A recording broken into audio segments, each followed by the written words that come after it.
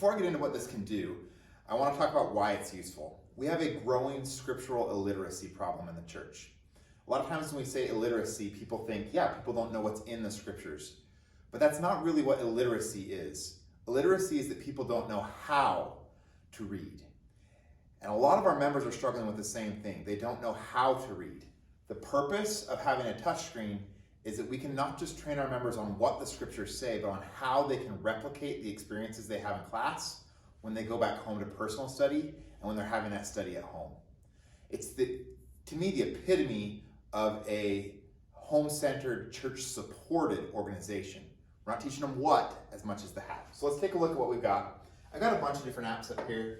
If we go to the music app, sometimes I'll use this at the beginning of my classes instead of the hymns. A lot of students are a little antsy about playing.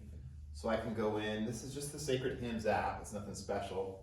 We get to Sweet Hour of Prayer. And this is my accompaniment today. And they can go through and see everything. This is a 75-inch screen. We can go into and hit Gospel Library, which I think is the bread and butter of this whole thing.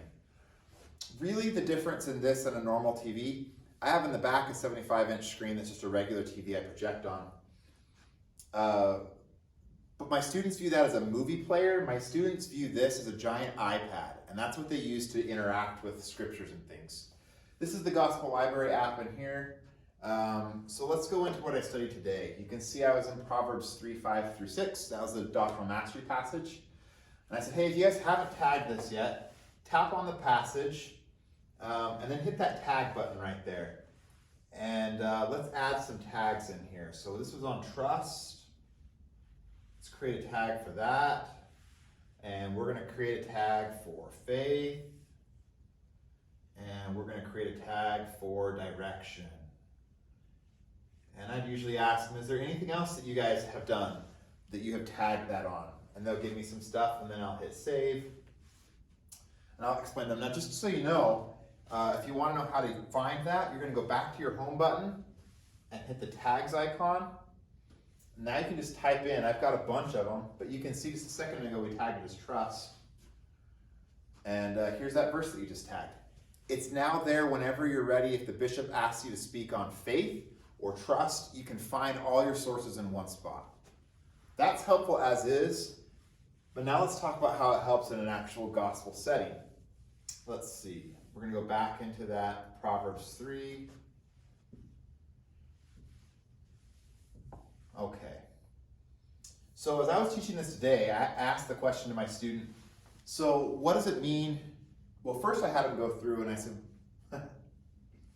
I'll go through how I did it with them. I said, so why should we trust God? And they had some ho-hum answers. I said, let's make a link over to Mosiah 4:9.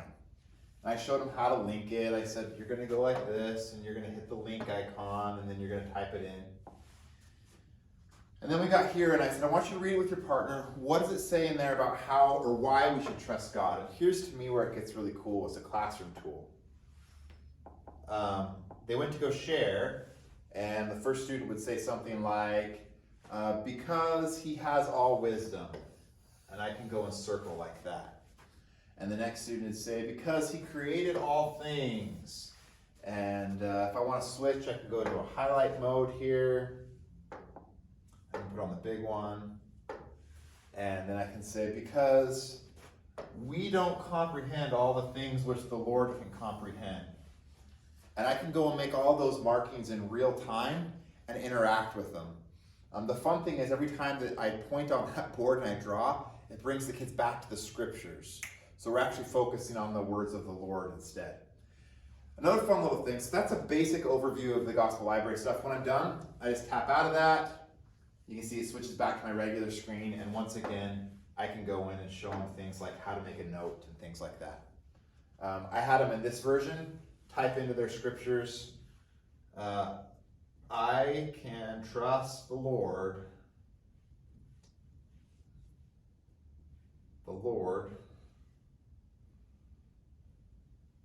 because ... And then they add and finish it in there. And now when they're done, that's embedded in there for them to see. They can go home and share that with their family, and that's a useful way to support their family experience. In a totally different note, and I'm just giving the very, very brief overview because it's a pretty powerful tool. There's the screen sharing mode. It does have, before we get into screen sharing, it does have a USB-C connector, which means that you can plug in any device that has a USB-C and it will actually run that device from the touch screen. You can navigate through, I plug my MacBook in and I can navigate my MacBook as if this is a giant mouse. But this is kind of cool. Say you had 4 different people get on there and they were all doing different lists. They were highlighting different lists of scriptures. Or maybe you had 4 different groups looking at different things. When you're done, all they have to do to get on is go to the AirPlay that they have on their device. And you can see I've got my iPad connecting right now. Just popped up right here, Brandon's iPad. I have control, so there's nobody just dropping onto my screen when I want. And I can give full control to mine, or I can go to grid view. If I go to grid view and invite, you can see it leaves space. And if I wasn't controlling with my phone, or videoing with my phone right now, I'd add my phone too. Up to 4 different students at once can project their screen up here. They can show pictures, they can show scriptures, whatever you want. And once you've got them up here, just as always, you can switch into annotation mode, and you can circle, and you can draw arrows, and you can do all kinds of fun stuff. That's a wildly brief overview of this tool that can do a whole lot of cool things. But again, I think that the real power in it is it teaches our members how to read their scriptures. We aren't teaching much in the way of skills to help them be successful at home. And if you look in the handbook, that's one of the purposes we have in our Sunday school classes, is to support the home. Hope that's a helpful overview. I think they told me $2,100 for the TV, $2,400 with the TV on the cart is what they run. And I can help you get in touch with the guy if that's at all interesting. They're letting me demo this one right now.